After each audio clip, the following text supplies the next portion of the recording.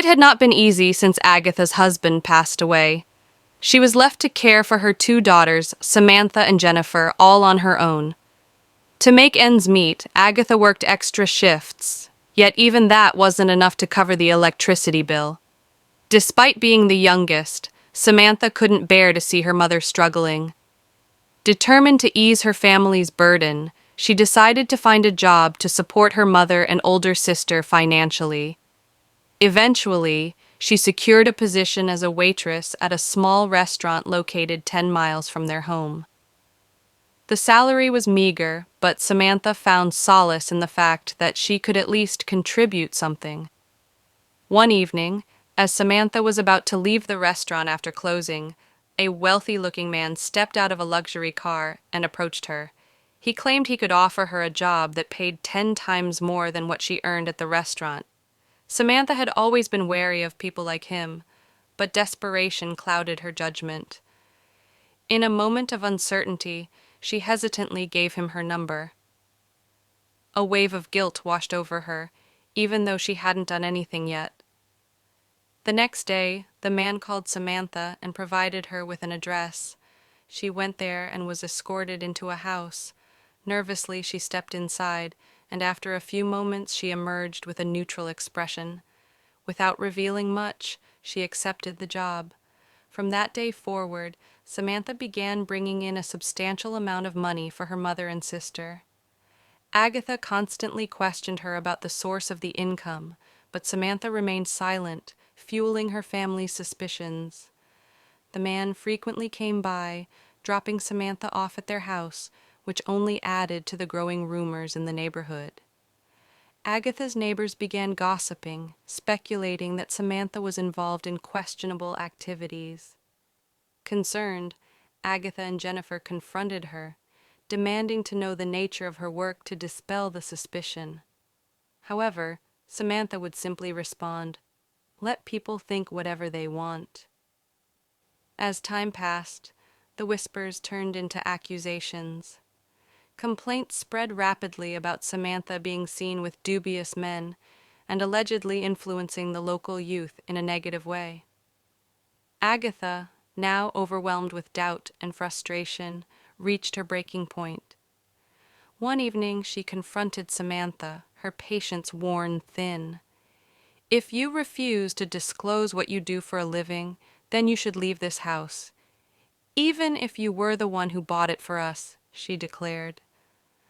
Samantha was heartbroken. She didn't want to lose her family, but she also couldn't bring herself to quit her job.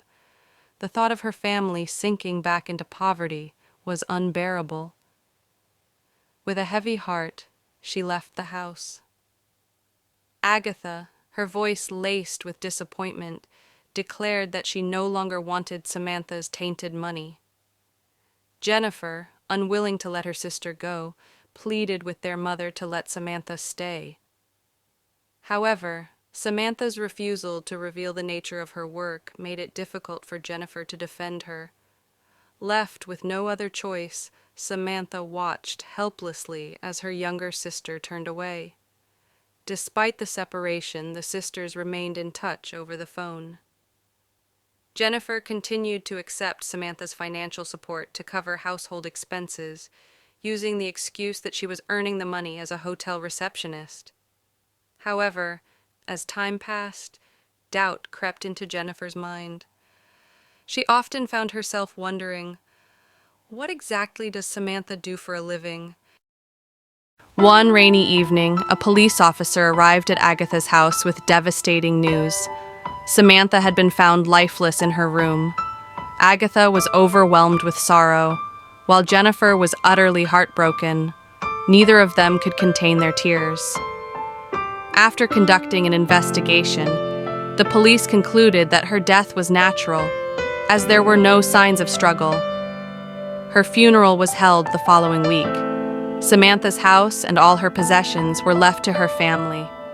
Agatha and Jennifer decided to sell the house, but before finalizing anything, Jennifer expressed a desire to go through her sister's belongings. As she stepped into the room, a wave of nostalgia washed over her. While searching through Samantha's things, she came across her diary. With trembling hands, she opened it and began to read. Page after page, it was filled with heartfelt words. Every entry spoke of Samantha's unwavering desire to help her family. Jennifer's heart pounded violently in her chest as her eyes landed on a page titled, "My Job." With trembling hands, she began to read. Today, I started a job. It's crazy, but I don't mind Mr. Holland's psychotic behavior as long as I get what I need: money. Today, he brought me to his house and told me that I must bathe and dress his deceased mother every day.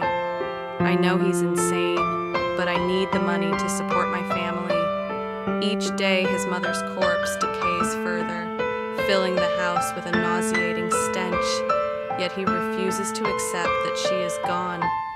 Jennifer's breath hitched. She could hardly believe what she was reading. Tears streamed down her cheeks as the horrifying truth unraveled before her eyes. Her younger sister had endured such unimaginable suffering, all out of selflessness.